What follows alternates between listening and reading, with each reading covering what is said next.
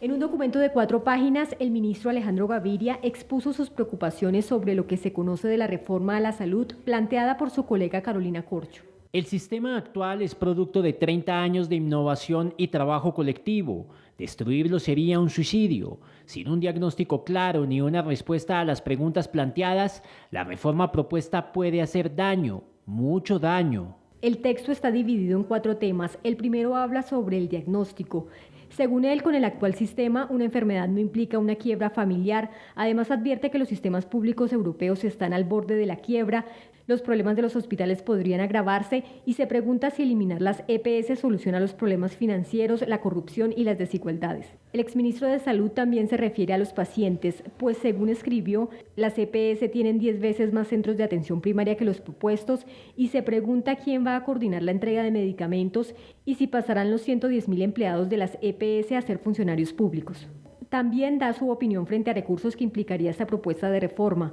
Asegura que sin control del gasto, la quiebra del sistema será inevitable. El gasto se multiplicará y el recaudo podría caer de manera sustancial y se pregunta quién va a auditar cientos de millones de facturas. Por último, advierte que para acabar el actual sistema debe plantearse una transición, la cual tomaría décadas, y alerta que el sistema financiero está cerrando las puertas a las EPS y la industria farmacéutica mantiene inventarios a raya. Bueno, esta situación que se está presentando al interior del gabinete del presidente Petro con la reforma a la salud está tomando ya unos tintes bastante complejos. Hoy se rumoraba mucho de si el ministro se iba o no se iba, la respuesta es no. Es lo que insiste es que estas diferencias se van a tratar internamente para tratar de llegar a un consenso. Pues justamente después de las especulaciones que surgieron por la publicación de este documento y decían, bueno, hay ruptura al interior entonces del gobierno, ya no van a querer mucho al ministro ahí dentro del gabinete, va a dejar el cargo. Pues el ministro a través de Twitter se pronunció con 2 mensajes. En el primero de ellos, buscando disipar todos estos rumores, dijo que ese documento, que ahora se conoce, él lo escribió antes de esa reunión en Villa de Leyva, en la que recordemos estuvo presente todo el gabinete, y que allí él socializó el documento. Después, ya en un segundo trino, dijo que sigue firme con el gobierno Petro. Esto fue lo que escribió. Dijo, creo en la deliberación y en la posibilidad de lograr consensos para construir las reformas que el país necesita. Seguiré aportando con responsabilidad y buen juicio en las decisiones internas de gabinete.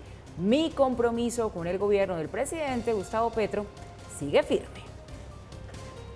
Y el presidente respondió al trino de su ministro de Educación y volvió a cuestionar el trabajo, pero de la prensa, argumentando que son los medios de comunicación los que están tratando de sabotear la reforma a la salud que él sí o sí va a presentar al legislativo. Esto fue lo que dijo el presidente. ¿Qué tendrá nuestra prensa que busca, a como dé lugar, sabotear la reforma a la salud que propone el gobierno?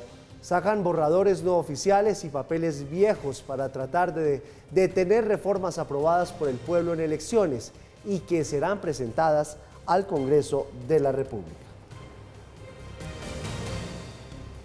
Bueno, quedó claro entonces, Mauro, ayer estábamos pendientes de esa reunión, de lo que pudiera conocerse entre el presidente y el ministro y su ministro de Educación, de Alejandro Gaviria, luego de esta filtración. Lo cierto es que no cayó nada bien en la Casa de Nariño. Hoy había un consejo de ministros. Ellos dicen que no era un consejo extraordinario, que era el consejo de los lunes, que fue aplazado para hoy por motivos de agenda. Iba al COMPES primero, pero lo cancelaron y subieron el Consejo de Ministros. Y este tema, todo parece indicar que sí se trató y al interior llegaron al acuerdo de discutir adentro del gobierno y no afuera estos ajustes a la reforma a la salud.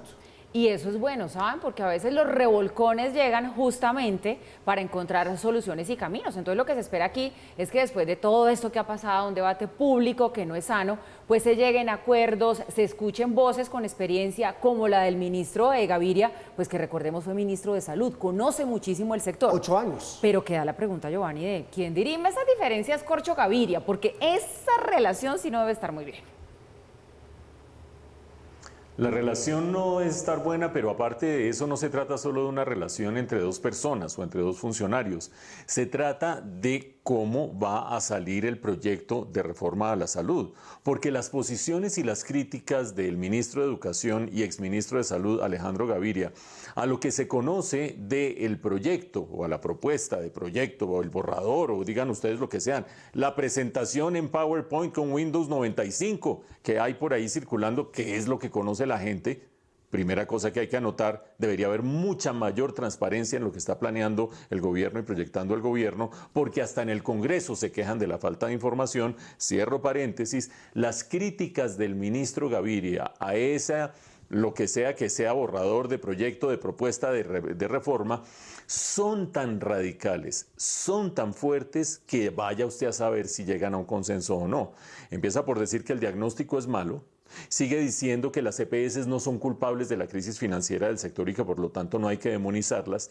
Sigue diciendo que los esfuerzos previos en la historia de Colombia, en los cuales el Estado ha sido el pagador único del sistema de salud, han sido desastrosos, palabra de él, desastrosos.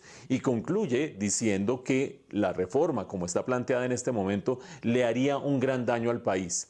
Díganme ustedes cómo puede uno conciliar esas críticas con una ministra y con un presidente que respalda a la ministra, que han sido poco abiertos al diálogo, poco abiertos al debate y a la discusión. Tampoco abiertos que la ministra le ha dicho a la directora del gremio de las EPS que no la recibe hasta dentro de un año porque se atreve a hablar con la prensa y se atreve a hablar con el Congreso. Díganme ustedes si esa es una persona abierta al diálogo, a la concertación. Y también desde el punto de vista del presidente, que dice que es la prensa la que está encargada de demonizar esta reforma. Si, por una parte, el presidente del Congreso, uno de sus alfiles fundamentales desde el punto de vista político, Roy Barreras, ha dicho esa reforma no debe ser como la están planteando. La doctora Dilian Francisca Toro, la cabeza del partido de la U, también ha dicho lo mismo. El expresidente Gaviria, cabeza del Partido Liberal, también ha dicho lo mismo. Lo dice su ministro de Educación, lo dicen las encuestas, lo dice la encuesta en la que los colombianos se han manifestado. Entonces, decir a estas alturas, no, es que la prensa es la que está manipulando las cosas para que la reforma no pase, me parece que es un poquito exagerado y falta a la verdad o falta por lo menos a la evidencia que está ahí adelante. Habrá que ver qué termina sucediendo, porque evidentemente si no hay consensos y acuerdos no le quedarán muchas salidas al ministro de Educación. ¿Por qué? Porque tendría que decir, bueno, fui derrotado aquí, fui derrotado en estas posiciones, no me pararon bolas y creo que solo le queda la posibilidad de renunciar. Ahora, si llega a convencer al gobierno y llega a convencer a la ministra de Salud que hay que modificar la reforma con la ayuda de los congresistas y demás, pues esa sería la mejor solución. Como dice Paula, ese es el camino. Dudo mucho que vaya a ser el que se vaya a dar.